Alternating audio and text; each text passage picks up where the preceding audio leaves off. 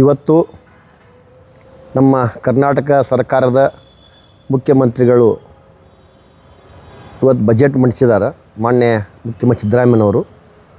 ಆದರೆ ಇವತ್ತು ನಿಜವಾಗಿಯೂ ಕೂಡ ಇದು ಬಜೆಟ್ಟು ಇದು ಜನಪರ ಇಲ್ಲ. ಅದರ ವಿಶೇಷವಾಗಿ ಉತ್ತರ ಕರ್ನಾಟಕಕ್ಕೆ ಇವತ್ತು ಭಾರಿ ಅನ್ಯಾಯ ಮಾಡಿದಂಥ ಬಜೆಟ್ ಆಗೈತಿ. ಯಾಕಂದ್ರೆ ವಿಶೇಷವಾಗಿ ಬಿಜಾಪುರ ಮತ್ತು ಬಾಗಲಕೋಟೆ ಕೃಷ್ಣಾ ಮೇಲ್ದಂಡೆ ಯೋಜನೆ ಇನ್ನು ಸಂತ್ರಸ್ತರದಾರ, ಅವ್ರಿಗೆ ಏನು ಮಾತು ಕೊಟ್ಟಿದ್ರಿ?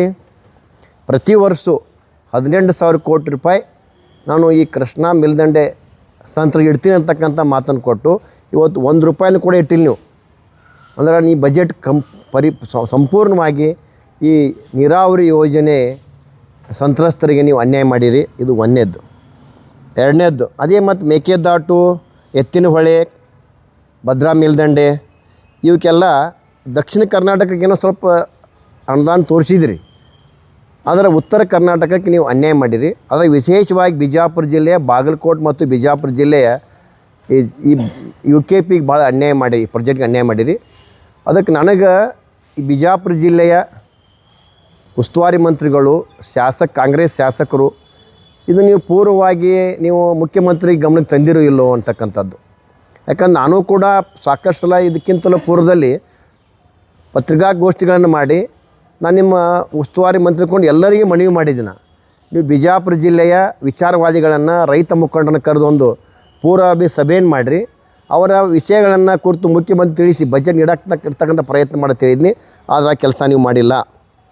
ಇವತ್ತು ನಿಮ್ಮ ಸಾಧನೆ, ಮುಖ್ಯಮಂತ್ರಿ ಆತ ಸಾಧನೆ ಏನಪ್ಪ ಅಂದ್ರೆ ರಾಜ್ಯದಲ್ಲಿ ಅತಿ ಹೆಚ್ಚು ಸಾಲವನ್ನು ಮಾಡಿದ ಕೀರ್ತಿ ಮುಖ್ಯಮಂತ್ರಿ ಸಲ್ತದೆ. ಇವತ್ತು ನೀವು ಮಾಡಿದ ಸಾಲ ಏನೇ ಗೊತ್ತಲ್ರಿ?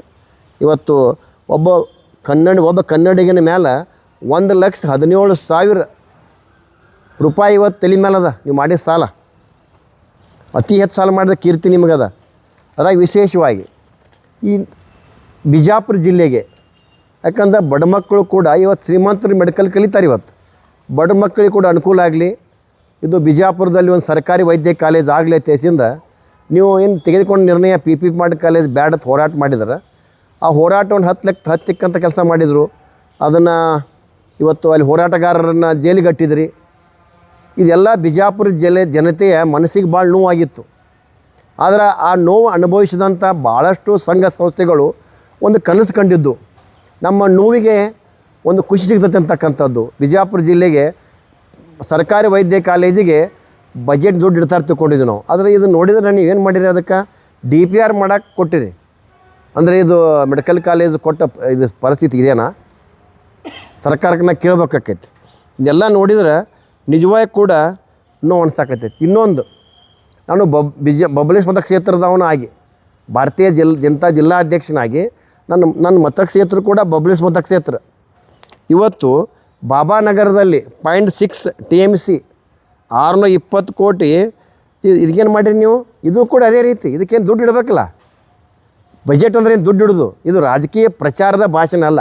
ಈ ಬಜೆಟ್ ಹೆಂಗಾಗ್ಯದ ಅಂದ್ರೆ ಇದು ರಾಜಕೀಯ ಪ್ರಚಾರ ಭಾಷಣ ಆಗೈತೆ ಹೊರತು ಇದಕ್ಕೆ ಬಜೆಟ್ ಅನ್ನೋಕೆ ನಾ ಸಿದ್ಧನಿಲ್ಲ. ಈ ರೀತಿ ಇದು ಮತ್ತು ತೊರವಿಯಲ್ಲಿ ಕೂಡ ಒಂದು ಕೋಲ್ಡ್ ಸ್ಟೋರೇಜ್ ಅನೌನ್ಸ್ ಮಾಡಿದಿರಿ. ಆಲ್ರೆಡಿ ಒಂದು ಈ ಕೋಲ್ಡ್ ಸ್ಟೋರೇಜ್ ಒಂದು ನಡೆದಿದೆ, ಅದು ಕಂಪ್ಲೀಟ್ ಆಗಿಲ್ಲ. ಇನ್ನು ಅದಕ್ಕಾಗಿ ಅದನ್ನೇ ನೀವು ತೋರಿಸಿದ್ರು. ಅಥವಾ ಇನ್ನೊಂದು ಬಜೆಟ್ ನನಗೆ ಅದನ್ನು ತಿಳ್ಕೊಬೇಕು.